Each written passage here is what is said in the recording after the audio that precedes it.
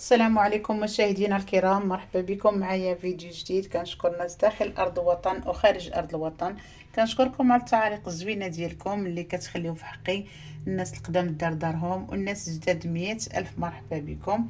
كما كتشوفوا معايا اليوم غنصايب معكم واحد الوصفه او واحد الفطائر خفه نزربن اللي كيجيو غزالين وتيحمقوا عليهم لا الصغار ولا الكبار. خليكم معايا مع تتمه الفيديو وطريقه التحضير ان شاء الله. بسم الله، نبدأ على بركة الله والصلاة والسلام على الحبيب. اللهم صل على سيدنا محمد وعلى آله وأصحابه أجمعين عليه أفضل الصلاة والسلام. كما كتشوفوا معايا اليوم إن شاء الله غادي نصايب معكم الفطائر أو مخنفر. كيجي صراحة غزال ما شاء الله.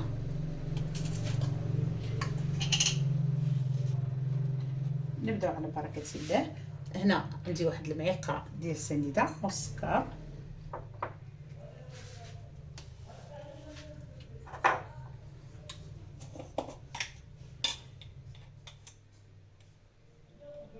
غادي نزيد عليها واحد المعلقه ديال الخميره الفوريه او الخميره كما كتعرفوا الحل بارد دابا.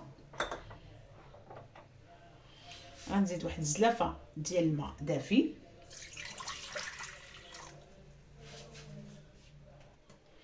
غنزيد الثانيه، وغادي نزيد الثالثه. كما كتشوفوا درت 3 زليف ديال الماء والرابعه انا كليتها. غادي نجيب خلاط دابا غادي ندير خلاطي باش تنسى شويه ديك الخميره داك السكر.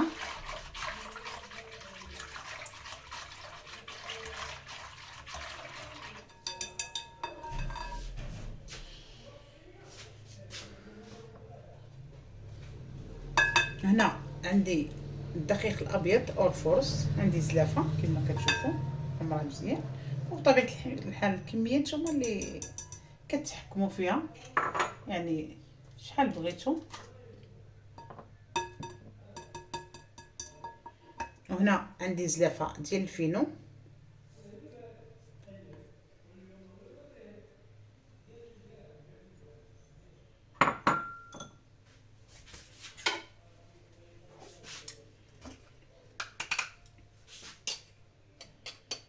غادي نزيد الملح او الملحه حسب الذوق،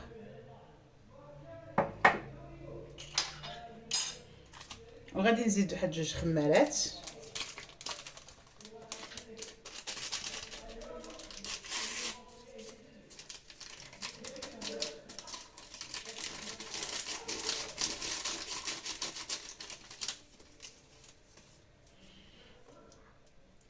غنزيد واحد كما كتشوفوا 3 المعالق كبار حتى 4 ديال الزيت النباتيه،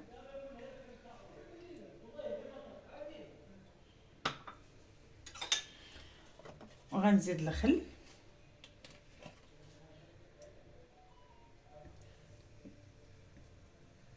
معلقه ديال الخل ديال البخات، وغادي نخلط دوك المكونات.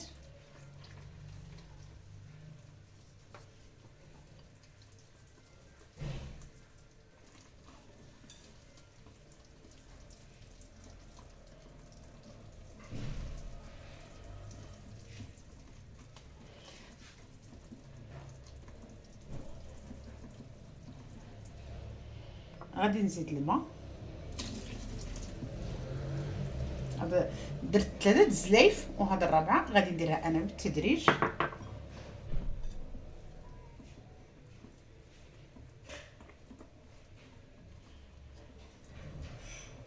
هنا كما كتعرفوا كل الطحين كاين اللي كيشرب كاين اللي لا.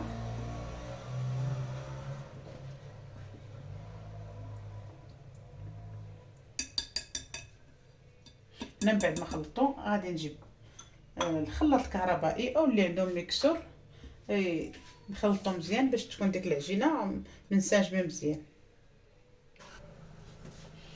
ما غادي نجيب انا مولينكس او الخلاط الكهربائي كما كتشوفوا هو القوام، وغادي نعمر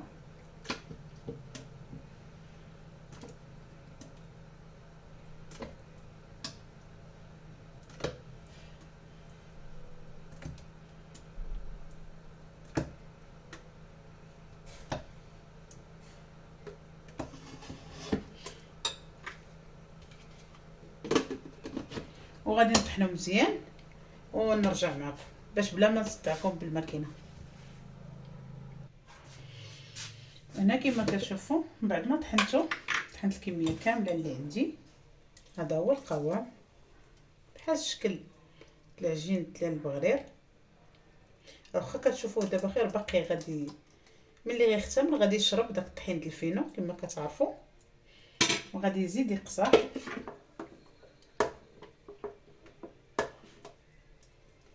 هذا هو القوام اللي حصلت عليه،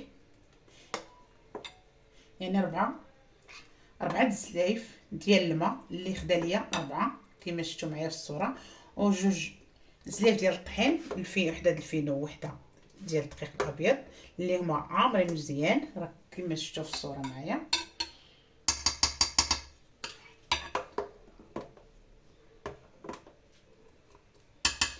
ومن بعد ما طحناه ولا كريم يعني طحن مزيان، غادي نجيب دابا شي بلاستيك غذائي غادي نغطي عليه مزيان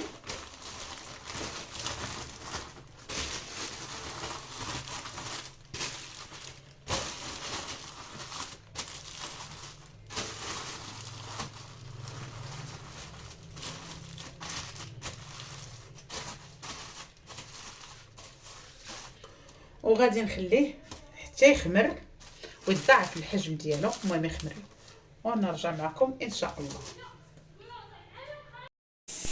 هنا بعد ما كتشوفوا بعد ما اختمرات لينا ضاعف الحجم ديالها ما شاء الله.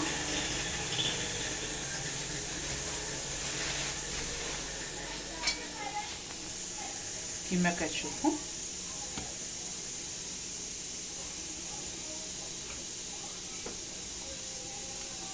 هذا هو القوام ديالها.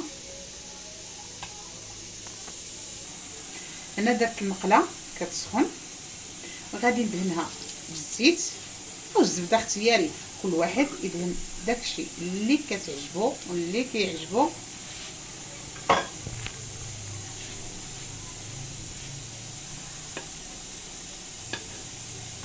وغادي نخوي فيها داك الخليط ديال العجين.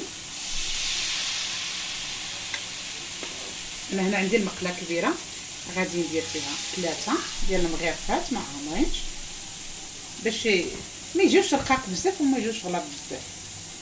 وغادي نخليه كما كتشوفوا حتى غادي تنشف ليا العجينه اللي غادي نقلبها. انا كما كتشوفوا بعد ما يعني بدات كتنشف لينا من الجوانب غادي نقلبها وما شاء الله تحمرات من التحت. وغادي نخليها تقلط راسها شويه وغنبقى ندورها كما كتشوفوا. بقاو ندوروها هكا باش تحمر لينا من جميع الجوانب حتى تحمر. وغادي نحيدها وغادي نستمر بنفس الطريقه حتى غادي نكمل الكميه كامله اللي عندي ديال العجينه وغادي نرجع معكم. شوفوا ان شاء الله. شوفوا ما شاء الله من بعد ما كملت ديك الكميه كامله اللي عندي ديال المخنفر الصراحه جاء اكثر من رائع وكيتحضر بوقت سرعه الصراحه وتيحمق الكبار والصغار يعني كلشي تيعجبو صراحه جاء اكثر من رائع كما كتشوفوا.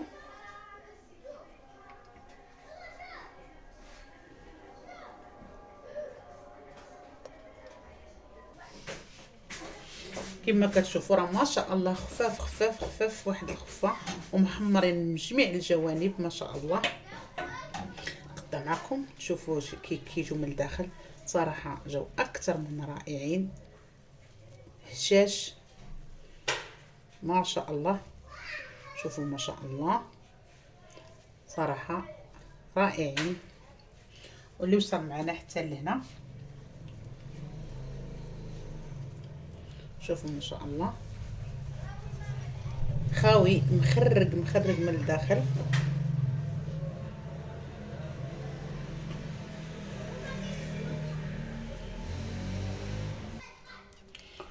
واللي بغى يدهنهم بالزيت او الزبده والعسل. انا غندير لهم شويه زبده بلديه. ما شهيتكم، واللي وصل معنا حتى لهنا ما ينساناش بواحد اللايك وبواحد المشاهده كامله فضلا وليس امرا، واللي شهيناه يسمح لنا. اللهم اديمها نعمه واحفظها من الزوال.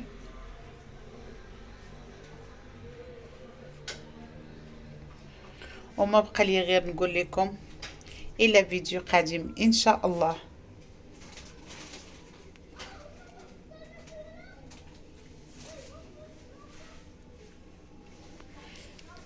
الى اللقاء.